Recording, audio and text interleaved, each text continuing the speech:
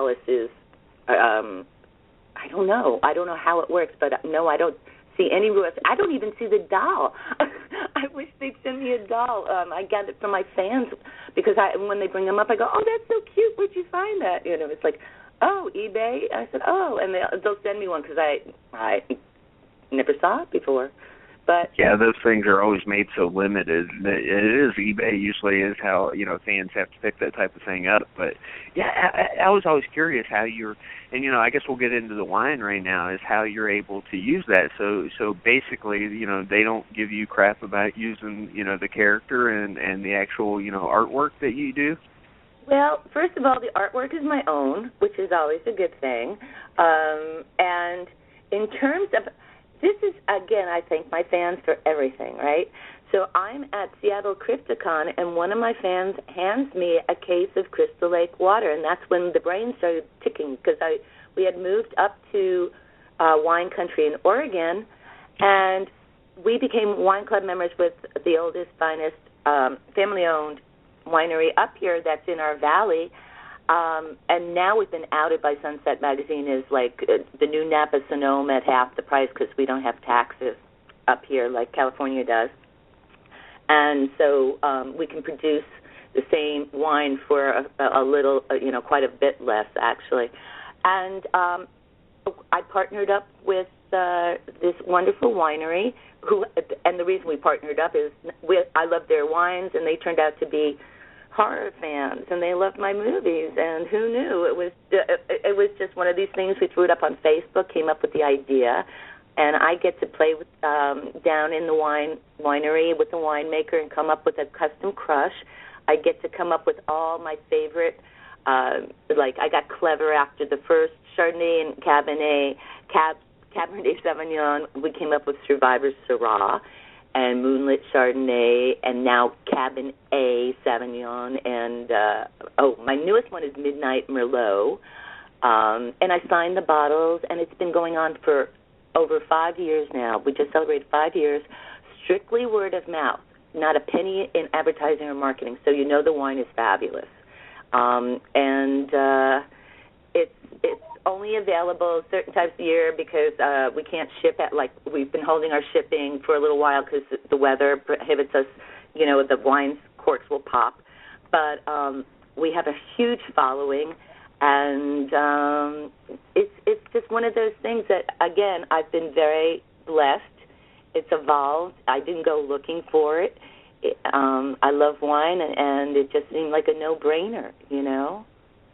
Here's a testimonial for everybody listening who's maybe, you know, I don't know what you all drink, but I'll tell you this much. I had my first bottle of this wine, and I don't remember which one it is, so I can actually walk over to my wine rack because I've kept the bottle. It was Survivor's Sarah. Syrah from 2008, the Rogue Valley, Oregon. So, yes, the Syrah.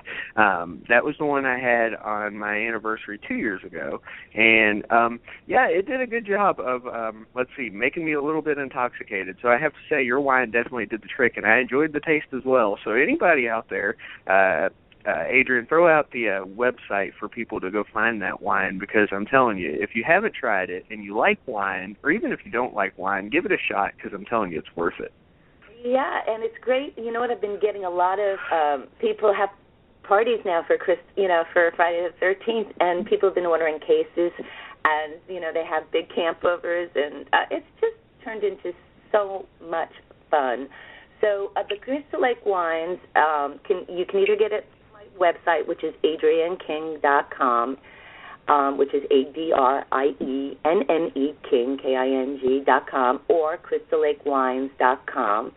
And what I do is I usually do my paintings. Some of my paintings are sold recently in a gallery called the Misty Moon Gallery in London, which has such incredible artwork. And they sold two of my favorite paintings to a wonderful collector there named David. And one of the labels is from that painting, Alice in Canoe, and then I'll sign them for a special occasion or a date or whatever. It's just one of those fabulous kind of wonderful, who would have thought things that evolved from Friday the 13th. never in a million years would I think I'd be running I'm running a Crystal Lake wine company, you know. Oh yeah, and it's awesome too. I mean, I have one last bottle that I think I'm going to crack open maybe this Friday if I can convince my wife. The Cabernet Sauvignon. So yeah, that's the last one. Now the thing is, what's wonderful is I include some of the pairings in there. So with the Cabernet, you're going to want to make nice Italian, kind of meaty, kind of maybe a lasagna or a pasta with meatballs or a stew even, something like that, hearty.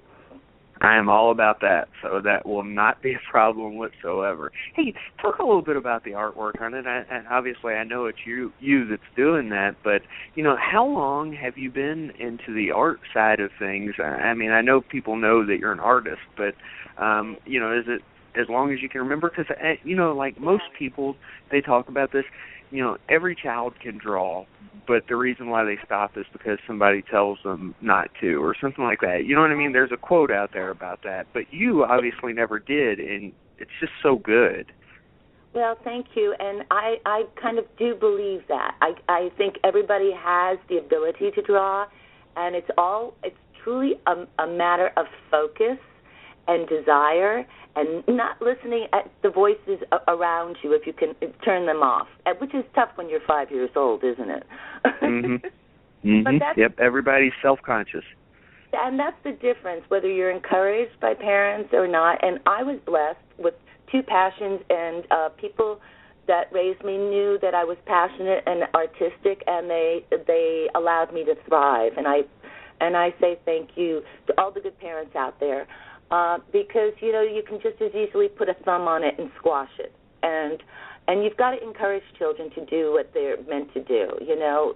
And I was meant to somehow express myself creatively, whether it be through paint or it be through acting or through sculpting. I also sculpt. And I've done, since I can remember, I've painted. I always had a sketchbook around whenever I was on a set, and I started acting when I was a kid. So I've always had a sketchbook, and I've always acted, and I've always been blessed with people who said, go ahead, you want to do it, go for it. And so, yeah, all of the above, Travis. Awesome. You know, and that's, we brought you on, and I kept using the term survivor girl, used the term final girl. But, you know, in life, that's what you are. You're a survivor girl. You've been through, you know, a couple of ordeals. I'm sure there's probably more that we even don't know about because that's what life is.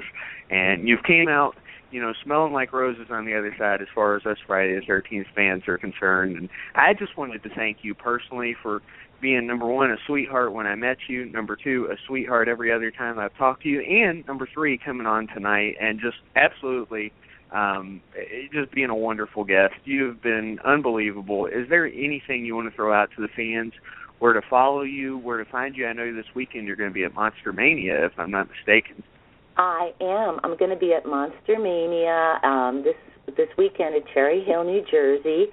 And I'm really looking forward to seeing all my Jersey boys and girls and all my tri-state folks, because it's been a long time. It's been like 8 years since I've been back there, and I'm a Long Island girl, and so that's my roots. I grew up and was born and raised in New York and went to FIT, and so I'm looking forward to that. Then I go to Detroit to the Motor City Nightmares in April, another place. You see, I'm doing my bucket list. I'm hitting all the places that people have been asking me to come to, and I'm saying, well, I think I better start going out to a few more places, because it looks like there's more cities than I've been to. So I'm going to go see Detroit. I haven't been there, and since I was a kid, I did a commercial there once. So I'm going to do that in the end of April. I think it's the 23rd, but I'm not sure. And then something special for those of you. I know you're on Facebook with me, so there's always Facebook pages, and my Twitter handle is Adrienne King 13. So you can always follow me there. I'm getting better and better, but still working at it. You're on Travis. Are you on the Twitter situation? Of course, I'm a Twitter master. Although we do other things on Twitter aside from just my own account. So I mean, I've got so many different little ventures going on. But yeah, absolutely.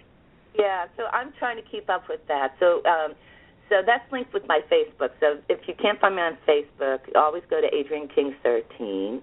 What else can I tell you? Oh, there's something really special in the works for those of you who want to celebrate a 35th anniversary and in a special way, and I believe it's at the Draft House coming up in Yonkers.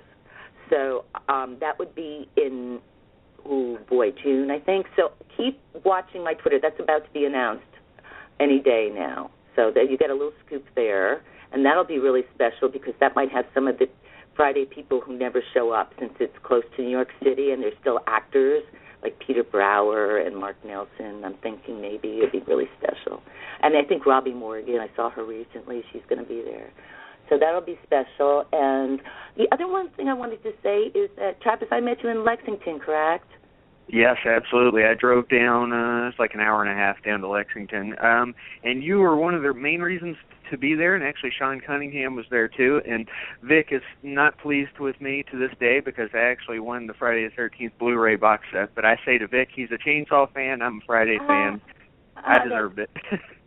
That's right. That goes back. And I just wanted to say a hello to everyone in Lexington. That's where my mother-in-law, God rest her soul, came from and was there for a good chunk of her life. And I love Lexington.